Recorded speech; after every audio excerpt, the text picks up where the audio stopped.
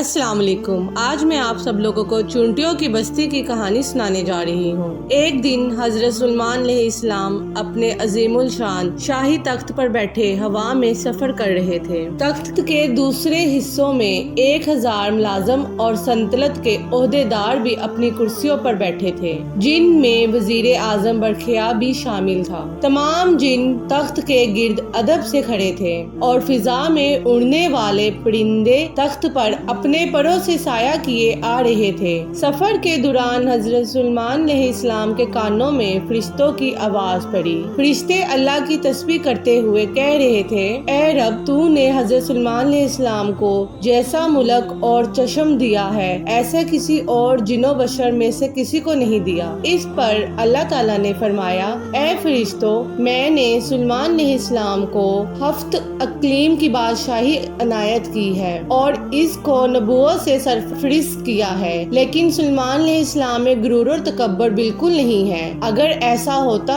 تو میں ان کو ہوا پر لے جا کر زمین پر ڈال دیتا اور پھر ان کو نست و نبود کر دیتا۔ حضرت سلیمان علیہ السلام نے یہ کلام سنا تو فوراً اللہ کے حضور سجدے میں گر گئے اور ان کی نعمتوں کا شکر ادا کرنے لگے۔ ہوا نے ان کے تخت کو زمین پر اتارا جہاں چونٹیوں کی بستی تھی۔ تخت سلیمانی کو دیکھ کر چونٹیاں خوف زدہ ہو گئی۔ اس واقعے کا تذکرہ قرآن پاک میں اس طرح ہے، یہاں تک کہ جب پہنچے یعنی سلیمان علیہ السلام چونٹیوں کے میدان پر تو کہا ایک چونٹی نے، اے چونٹیوں، گھس جاؤ اپنے گھروں میں تاکہ تم کو نہ پھینس ڈالے سلیمان علیہ السلام اور اس کا لشکر اور پھر ان کو خبر بھی نہ ہو۔ یہ چونٹیاں اپنی قوم کی سردار یعنی شاہمور تھی۔ اس کی بات سن کر حضرت سلیمان علیہ السلام مسکرائے اور انہوں نے شاہمور کو اپنی ہتھیلی پر رکھ کر پوچھا، اے شاہمور، تم نے اپنے لشکر سے یہ کیوں کہا کہ سلیمان آتا ہے اور تم اپنے غاروں میں گھس جاؤ؟ تم نے اس سے پہلے میرا کیا ظلم دیکھا ہے؟ شاہمور نے کہا، اے نبی، ہم نے آپ کا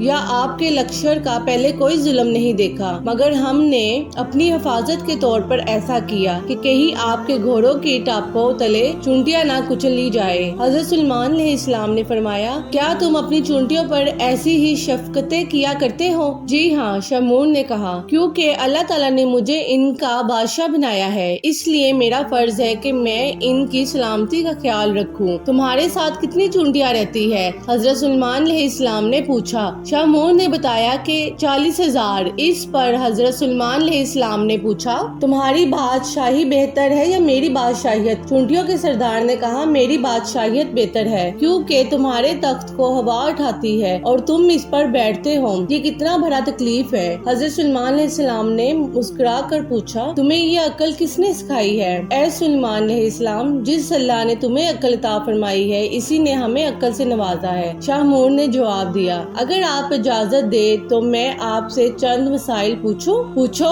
کیا پوچھنا ہے تمہیں؟ حضرت سلیمان علیہ السلام نے کہا۔ شاہمور نے کہا، اے سلیمان علیہ السلام، تم نے اللہ تعالیٰ سے سوال کیا تھا۔ ترجمہ، کہا، اے پروردگار، مغفرت کر میری اور بخش مجھ کو ایسے ملک کے نہ لائق ہو کسی کو میرے پیچھے، تو ہے سب سے بخشنے والا۔ اے سلیمان علیہ السلام، تمہارے اس سوال سے حسد کی بو آتی ہے، جبکہ حسد کرتا پیغمبروں کی شان کے خلاف ہے۔ تمہیں یہ بھی اچھی طرح معلوم ہے کہ خداوند کریم سارے جہاں کا مالک ہے، وہ جسے چاہے بادشاہیت عطا کرے اور جسے چاہے نہ دے، تو بڑی دانا اور عقل مند ہے۔ حضرت سلیمان علیہ السلام نے کہا۔ شاہمور نے کہا، اے اللہ کے نبی، تم بھی اپنی رعایا کی نگرانی کرو اور اپنے عدل و انصاف سے رعایا کو خوش رکھو، ظلم سے مظلوم کو حق دلاؤ۔ میں تو بیچاری مسکین ہوں، پھر بھی اپنی رعایا کی ہر روز خبر لیتی ہوں، ان کا بار اٹھاتی ہوں تاکہ کوئی بھی کسی پر ظلم نہ کر سکے۔ شاہمور کی باتیں سن کر حضرت سلیمان علیہ السلام نے سجدے میں گر کر کہا، اے پروردگار، تیری قدرت بے انتہا ہے